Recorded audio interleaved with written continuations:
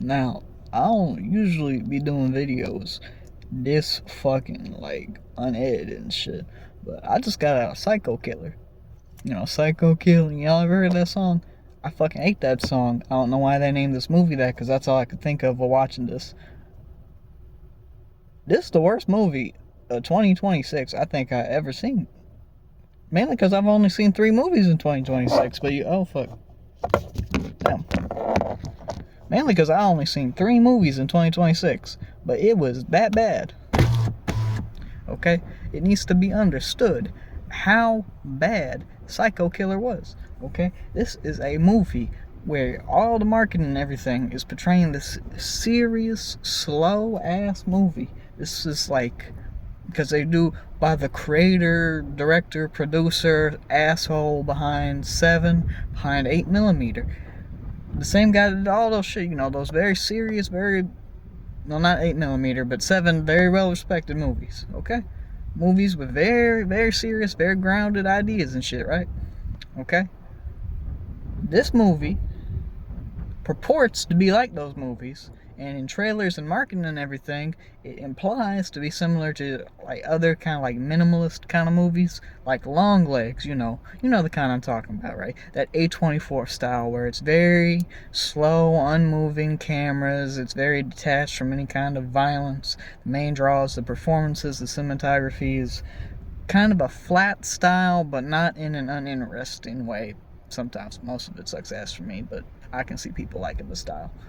Okay, I'm watching this shit, and I'm honestly, my breath has been taken, because it has been so fucking terrible, so ungodly awful, is what I've had to witness. Okay, because this is not a serious movie. This is not a serious film. It wants to be a serious film. There's a big ass scene, a very annoying sequence with this psychologist going on all kinds of psychobabble, and the main actress, she's a cop, so obviously she's not taking any of the psychobabble seriously. She's listening to him going, "Ooh, I already know what I need. I'm only here because they require it, because it's mandatory." Like that shit they did in Bad Boys. Okay? But y'all need to understand, this is not a serious movie. It wants to be, because it wants to be very slow, very methodical, even though it's only 90 minutes, which is not the length of time you need for a movie with this many stupid fucking ideas, for this kind of pacing either, okay? Because, let me tell you, the first scene that made me realize I am watching a movie that cannot decide what it wants to be. The Psycho Killer, his name's like Reeves or some shit. That's his actual name. I'll get back to that. I will get back to that. He is driving along. He's just finished up his killings over where he murdered our main protagonist. I don't even remember her fucking name. She is so uninteresting of a character, with such little actual lines beyond yelling about something or asking basic police questions. Like, that's something else that annoys me, but I'll get back to that. Okay? Eventually, Psycho Killer's, he's just killed some couple people. He's trying to get on with his day. He's trying to get to where he needs to be. He notices these people pulled over and fixing a tire. So, of course, he pulls over a couple miles away. Not a couple miles, a couple feet away. Gets out of his car, puts on the stupid ass mask with the voice filter. The voice filter sounds like Cookie Monster if he smoked a pack a day and was also into drag. It's a very bizarre voice. Okay, it's not a good voice for a serial killer. I'm supposed to take seriously. It's the kind of voice you'd expect in a parody. I halfway expected the Scream guy from Scary Movie Shop and be like, "What's up?" I halfway expected that. Okay, he gets out of the car, kills the one guy. Of course, this is a serious horror movie, so the kill is mostly obfuscated from screen. They mostly hide that shit. Only do you really see the end result of what he did. Okay? Because again, they're trying to be serious. They don't want to be seen like a regular slasher movie. And then the dumbest thing I've ever seen happens. Okay, I've seen a lot of dumb things. I have a Letterboxd account. Y'all seen the Letterboxd account. I be watching shit called Monstered on there. I be watching shit called, Dick Shark. I be watching Dick Shark, a movie called Dick Shark for some reason. 3 hours long, okay? This girl gets out of the car because she knows her boyfriend dead. She knows it's the big, menacing serial killer with a sledgehammer. Okay, so she's freaking the fuck out. She's running. Of course, serial killer's doing his little Michael Myers ass slow walking, just fucking idling by like he's got something wrong with his knee or something. He walks like an old man trying to get to the bathroom. Okay, he does not walk with pace, despite being on a very important mission, which I'll get to. I will get to. She's walking. Truck's coming this way. She knows his truck. I'm like, thank God I'm being saved. She's waving her arms. Truck driver's like, well, what the fuck is this shit? So he slams on the brakes, Truck flips the fuck over, starts sliding down, and it's a gas tanker. It's a gas tanker truck. He's sliding down. She's just standing there. I think the last shot I see of her, she's not even waving her arms no more. She's just standing with her arms raised like this for some reason. Truck fucking demolishes her shit. It's not even meant to be a very comedic moment, but you can very clearly tell whatever takes they had to do, he's just fucking like, he's like, did that shit actually happen? Like, I killed a lot of people, but goddamn.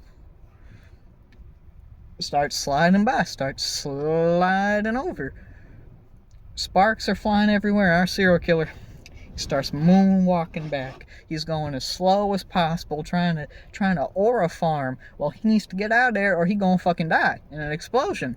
And an explosion happens. A big-ass Michael Bay explosion happens that somehow does not take out him, the car, or anything when he is not very far from the explosion of a gas tanker. I have seen action movies, very over-the-top action movies, where shit explodes and there is more of a reaction to shit exploding. So he steals her car and he just drives on his merry way. He's going. Meanwhile, all this shit's happening. Cop lady, she's mad her husband dead. She's trying to get people to talk to her, and obviously they are not talking to her because, one, she's on leave of absence right now for some fucking reason. Obviously, like, what the hell? She's gone. She's on leave of absence, and she's calling up all these people. The FBI should be like, hey, I need the info on your case. I am a state trooper that patrols the highway, but I need info about the specifics and the mythology of a serial killer that has claimed 32 bodies. Also, she's pregnant. This don't really come up at all, actually. In fact, it's mostly ignored, which is very stupid, and I'll get to that. But she gets the brush off because obviously we're not giving random cop bitch the fucking details on the giant serial killer. But for some reason, FBI woman is like, you know, I'm gonna give you these things because... And then she just gives her the things. It's literally just, I'm gonna give you these because you know. And then gives her the... No, I don't know. Why are you doing this? This is a very stupid decision to be making. Bitch, that's your badge. What are you doing? And so, you know, they find all serial killer shit. They find out, okay, he broke into a public library. He stole a book. 2 encyclopedia books kind of things. He doesn't use the internet. That's the one thing we're good at the FBI is patrolling the internet. That's an actual line in the movie.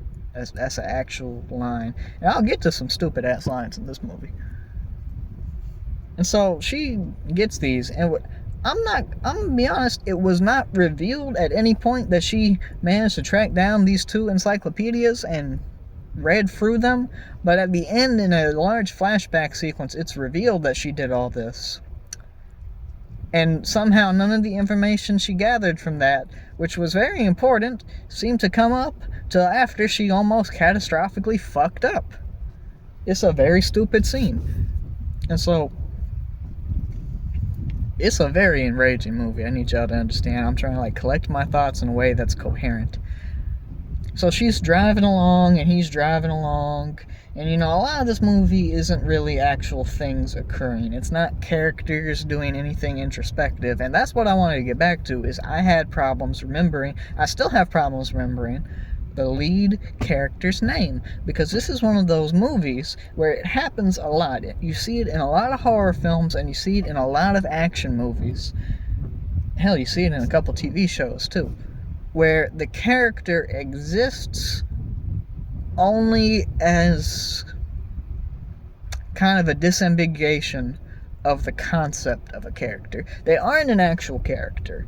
They are a being that represents a character, but they aren't a character. They don't have memorable lines. They don't have actual long-term, deeper reasons for any of their goals. They don't have anything that's not very basic. And when I say interesting lines, I mean the kind of things that you would hear a person in a regular conversation say.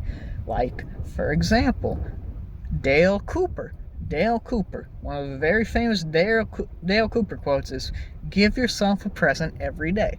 Okay? That tells you a lot about Dale Cooper's character. That tells you a lot about him. It's a very famous line. It's also not directly related to his job. You know what isn't a famous Dale Cooper line? Freeze, because freeze isn't an actual line. It's an action word. It's something you see in an action scene or in a plot vital moment, but it's not something you're going to be quoting.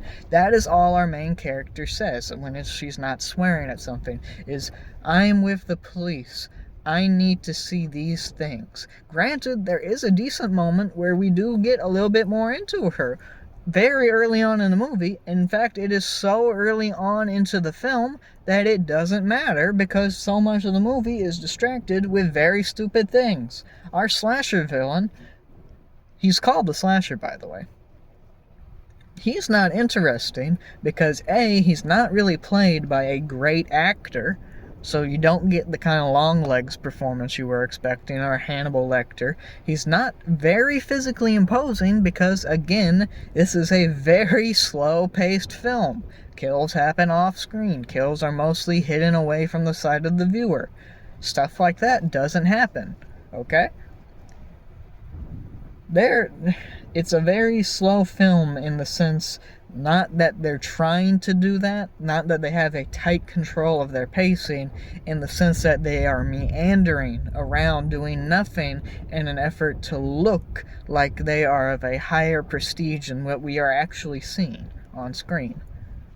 There is one good moment. There is one very good moment. I'll get to that later because I want to bring back what I said earlier about the main detective lady. She's pregnant. She didn't know she was pregnant. She realized while she started the search for the killer after he killed her husband on a traffic stop. Okay?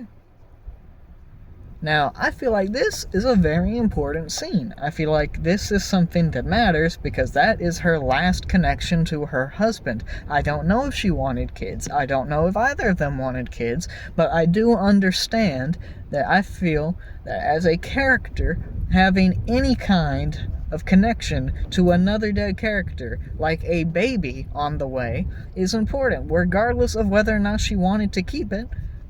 It's important to have that kind of last connection to a deceased character that drives the main focus of the narrative.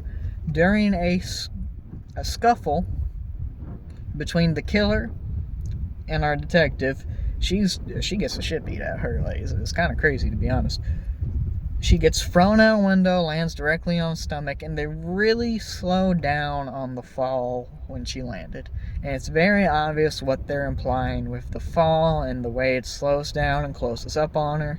It's very obvious. This is never brought up again outside of a scene right before the credits. And even then, it's not really anything more than like... It's like padding, kind of. Like, it's there to imply there's something deeper. There isn't. Psycho killer escapes, so she doubles down on the detective work. She notices some ads in the classified, and this is related to the killer because the killer used somebody else's credit card to put an ad in the classified because he needed help finding somebody. We don't know that's why he put the ad in the classified. Truthfully, I assumed he wanted other followers till we actually got the scenes. He gets a response in the classifieds, and it's a code, a numerical code. And this is the only good scene in the movie, because it's the two of them going about solving the code in dramatically different ways. She's using her phone, she's using modern cryptograph stuff, and it's only through, one of those like sheer luck kind of things, like, oh, that clicked. I realize it now. Does she realize he's using much more methodical pen to paper schizo type stuff to decipher it? They both decipher it and they start heading over to where they do this stuff, okay? This is the most annoying scene in the movie, but before I get to that, I want to discuss the radio aspect, because the radio stuff in this movie is awful. If you've ever read The Dark Knight Returns, it's kind of like the idiot version of that. Instead of, interesting characters with something to say and comment to add to the narrative, it's a bunch of stereotypes of what a shock jock, a podcaster, conspiracy radio person would do. And there's one line that sticks out to me. It's this very old woman going, and this is the exact line, I remembered it when I heard it. Let's get the voice right. I read on 8chan that the government is creating all these serial killers in a lab and sicking them on the public for a Satanist agenda. Now, I don't know, it's just that simple. It's just that simple. That's the actual line. At first, I was a little stupefied. Oh, shit. I'm holding my phone, so ignore that. At first, I was a little stupefied, because who the fuck brings up 8chan in a major released movie? What the hell kind of bullshit is that? Save that for the crappy YouTube videos. I don't want to see that shit. But I thought it was just a joke, kind of, because earlier there was another radio show host who was equally as bad. It was a Satanist radio head figure. And the lines he says are just the usual stereotypical nonsense. It happens right before the scene with the tanker exploding. During the segment, he's going on about how Viagra and painkillers are agents of the devil designed to destroy humanity, and that he's happy about that because, again, Satanist. And as he says that, the serial killer takes out, I'm guessing, a bunch of painkillers and dick pills, and just fucking demolishes those. As soon as he heard, the devil made dick pills? Oh shit, give me those. It's fucking stupid. It's very self-serious. It's a very self-serious movie that thinks it is a lot smarter than it is. None of this is played for the proper comedic register, except for this scene, which I was discussing before I got back to the radio show hosts. He needed the information, he solved the thing in the classifieds, and he's going to a Satanist's house to get info. This is Anthony Hopkins having a great time. I was not expecting Anthony Hopkins. I did not know he was in this movie. He's playing a complete and total idiot, somewhat intentionally, but all of his lines are awful. He has the worst material I've ever seen given to a prestigious actor, and I want you to think about that statement, because I have seen a lot of garbage. Okay?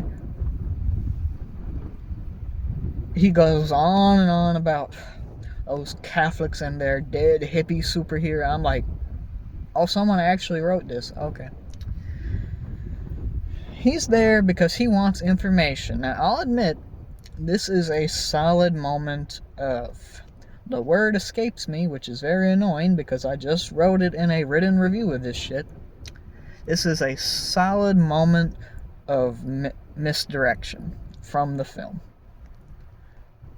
We assume the killer wants info on the woman that just attacked him and almost caught him, because she's the woman he ran into earlier that again almost killed him when he killed her husband.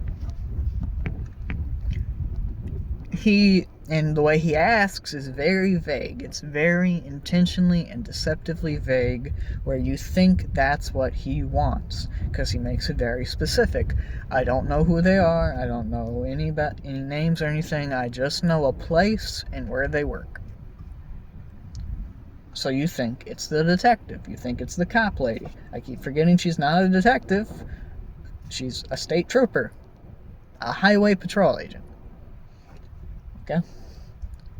So I assume it's that, because after he did this and asked for the information and there's more Anthony Hopkins screen grabbing, he is waiting in his room. He watches the TV. TV has the cop lady on the thing because she's in moderate trouble for her vigilante actions. It's mostly a slap on the wrist, really, and I'll get to that. He assumed. He saw that and he called her and he was like, "Oh, I'm so glad I could run into you. I'll see you at the gates of hell."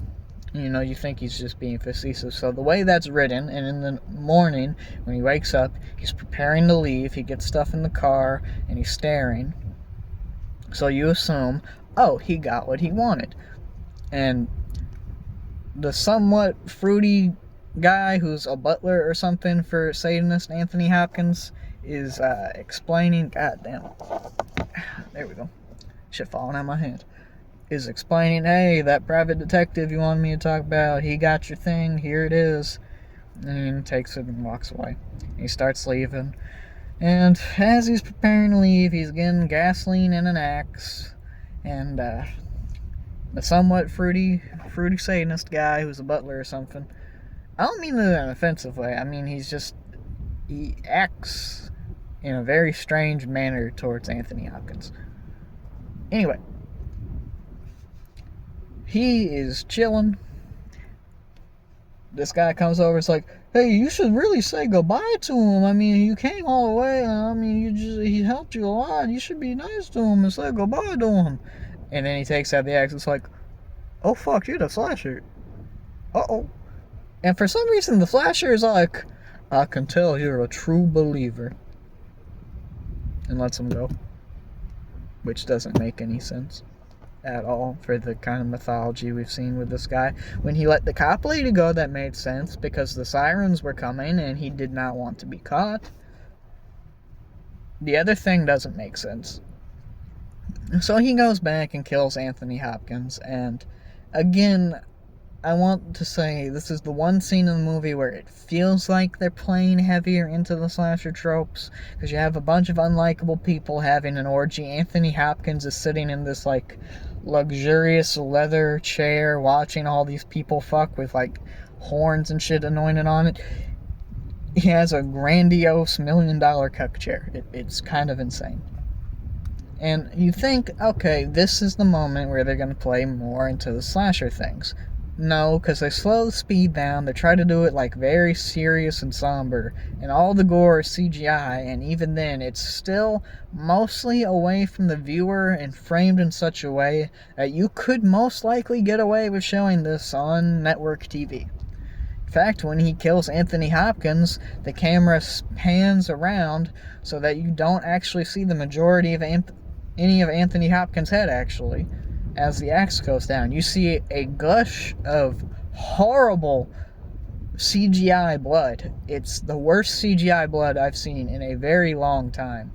It's just this black goo. It looks like oil. It looks like Anthony Hopkins is bleeding oil all over the screen.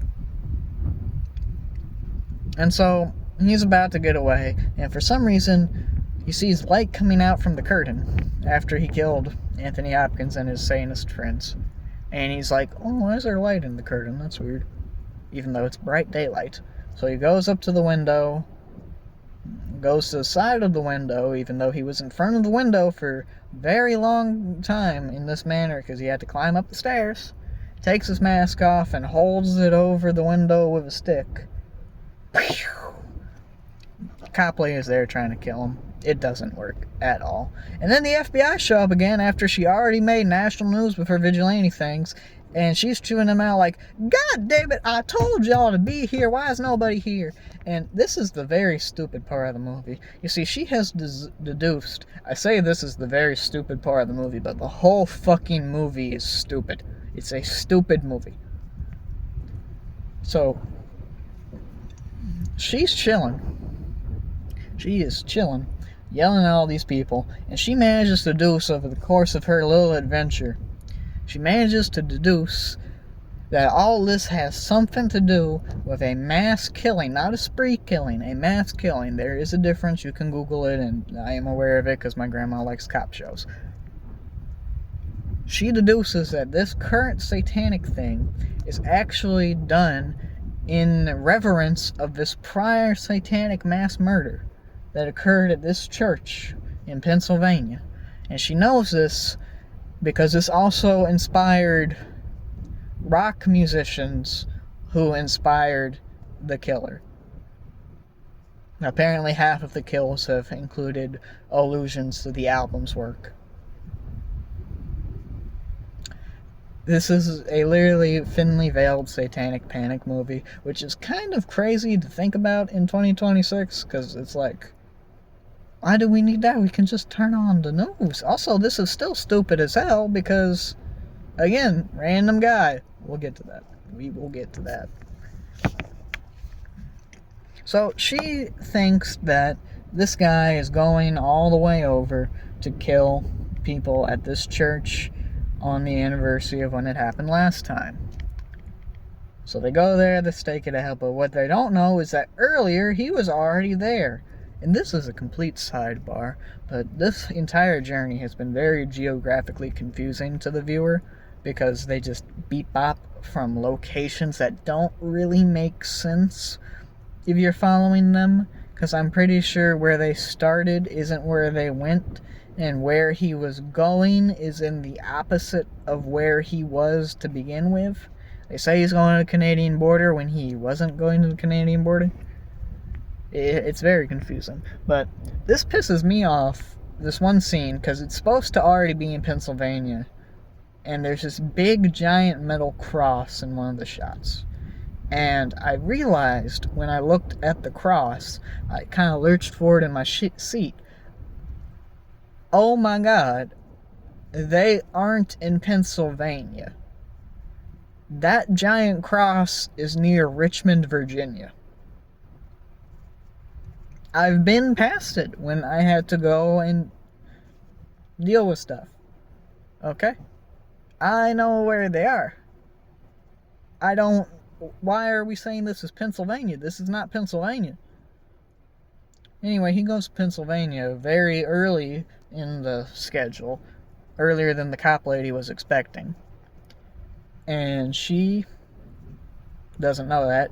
He kills a priest there. There's a odd implication he might have been molested. It's not really amounts to anything in the movie. He kills the priest and drinks his blood. It's the only actually clever kill in the movie, if you want to call it that. It's the only one that's actually primarily on screen and leads to any kind of sickening sequence. And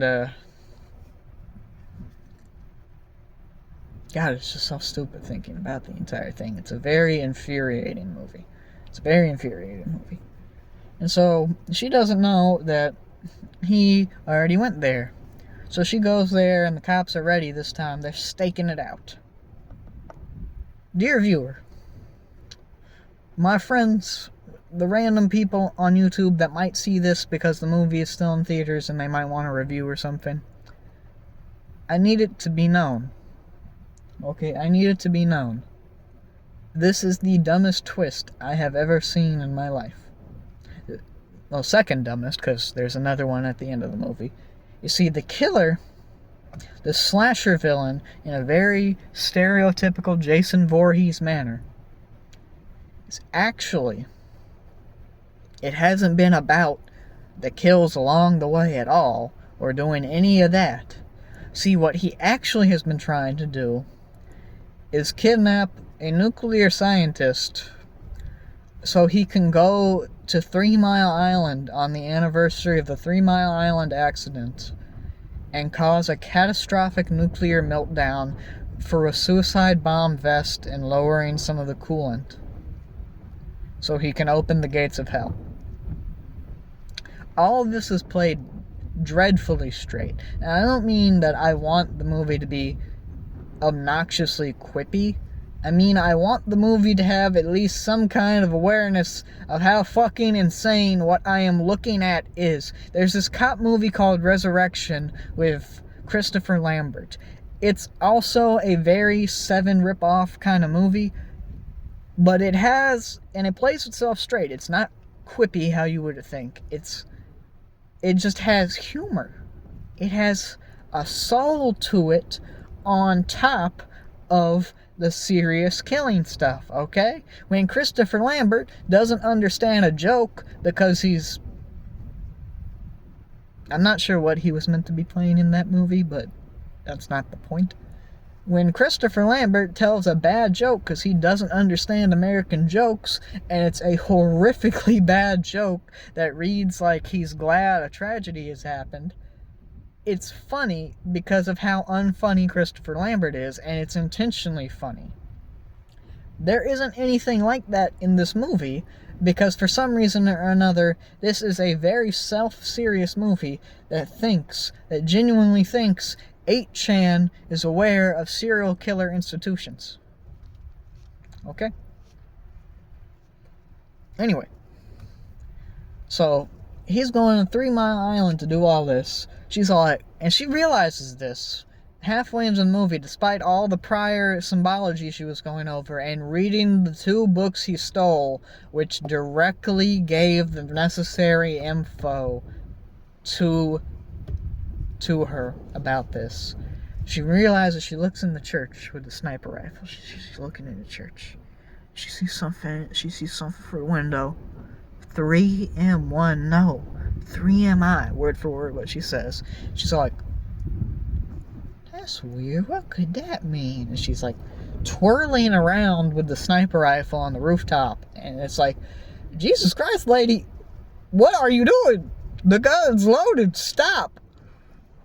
And then she sees the power plant and it's like, oh fuck, I messed up.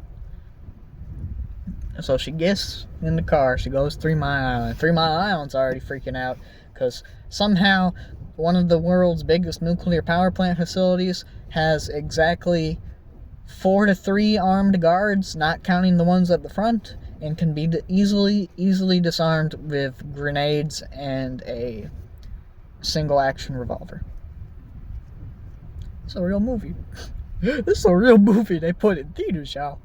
So anyway, they're doing a bunch of bullshit like, oh my god, if those explosives go off in the control room with everything melting down, we could have one of the worst nuclear disasters ever. Y'all need to get on the phone and call everybody. Maybe we can evacuate the area in 2 hours. Anyway, so he's standing in the room, he's cutting himself, drawing little Satanist things in the floor. He's going, and, she finally figures out another way there. It's an old, unused area with a viewer, like a little plexiglass screen into the control room. They can't get in because the plexiglass won't budge. Apparently it's bulletproof. And so the one other guard that was with the lady, our protagonist, is like, oh no man, I'm leaving. And he leaves his assault rifle. She's looking and she's like, I know what I gotta do. And she does the thing they do in manga and anime, where she fires one continuous shot into the exact same place to create a hole in the bulletproof glass before putting her sniper rifle through the hole, which again is very stupid because you have an automatic rifle. Just use that. And she shoots him, shoots the grenade, shoots that. She shoots him 4 times, okay? She shoots him once in the arm to cause his muscle to spasm so he loses the grenade and it rolls over, which is a little nonsensical because the way he was holding it, it's more likely he would have thrown it over. Here, I'll demonstrate it. See how it is the way he shot it should have been like this. But in the movie, it's like this. Ooh. It's like that. Fuck did that go? Okay. And she shoots him again in the leg. he's freaking out because, oh, the grenade went off and it didn't activate any of my dynamite TNT vest. Oh, no. And then she shoots him again in the stomach, kind of like near the ribcage area. And then one more shot right through the neck, kind of near the head, and he's like, blah. Ah! I keep doing that. It's gonna sound very corny. This is already a very long video for these kind of in-car videos, but I don't care. This was a stupid-ass movie. And she shoots him, and then after that, she's outside, and she's like, oh my god, I can't believe what I just did. She doesn't say that, but, it's the face, and, like, the way the scene's shot. And the radio's playing again, and that's when it's revealed, oh my god.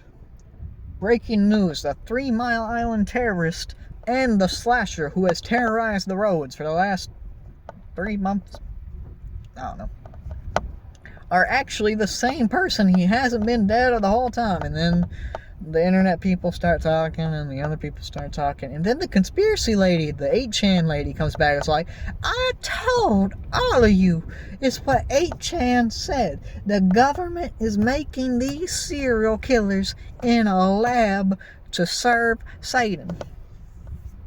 Okay? And you know what? That's fine. That's fine. Lots of people have different reactions. That's the kind of thing I expect from this kind of movie. I don't have anything against it yet. There's still like 3 minutes. So, next scene, she's at home and she's smiling because she has a giant baby belly.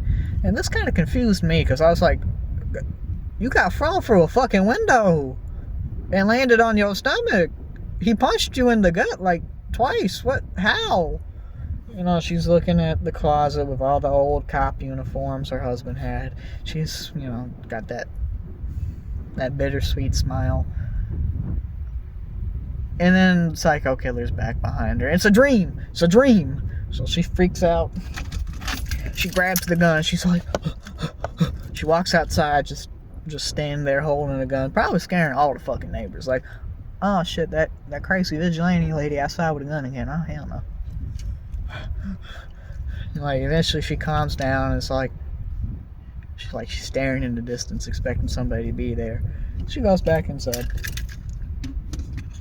And it cuts to black for a second. See, I thought it was over.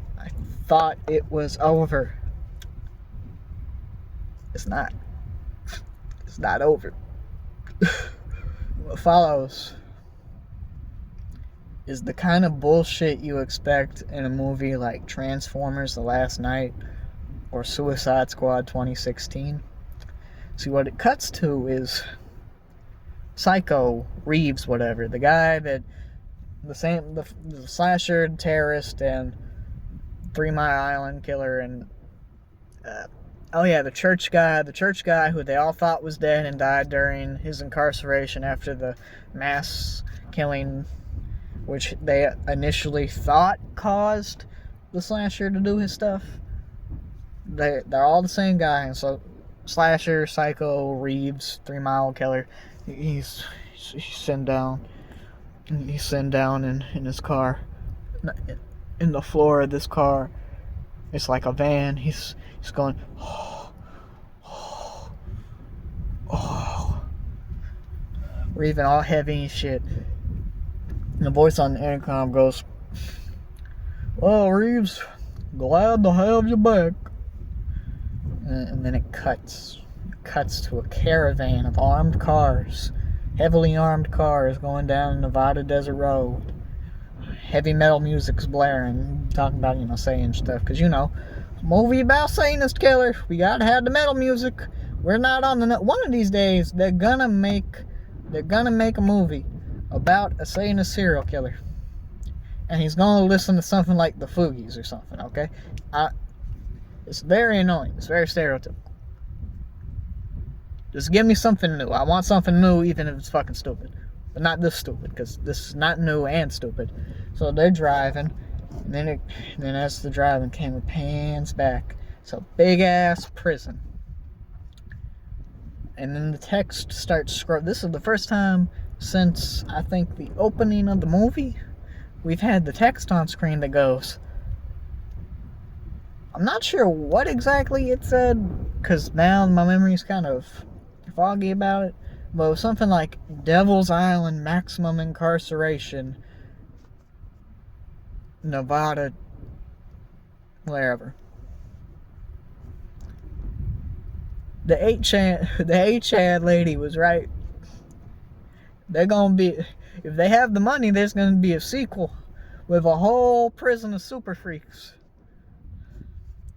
The government sent him out to do all this shit, which is fucking stupid. Let's do all this. We could just pay some dude to. It's very stupid to me, because why would you want the serial killer to be doing the same thing as the fucking nuclear terrorist? I feel like you hire an intern that ain't too happy with the pay to do the nuclear terrorism and then kill his ass. You hire a homeless bum to do the serial killing. Okay, why are we doing this? It's like a bad version of that TV show Millennium, where they're trying to find the serial killers and then they figure out, oh shit, the Millennium Group is making the serial killers. Oh no. I went into Psycho Killer, I don't know what I was expecting. I just heard, okay, slasher movie, mysterious killer. They got all these kind of like cryptographs on the posters. This might be fun. I like horror movies. I like bad horror movies, and I like slasher flicks. This might be an interesting time at the cinema. I've seen people already discuss what their favorite movies of 2026 are. I hope that by the end of the year, we reserve a special place for Psycho Killer as the worst movies of 2026. That's all I got. Peace, y'all.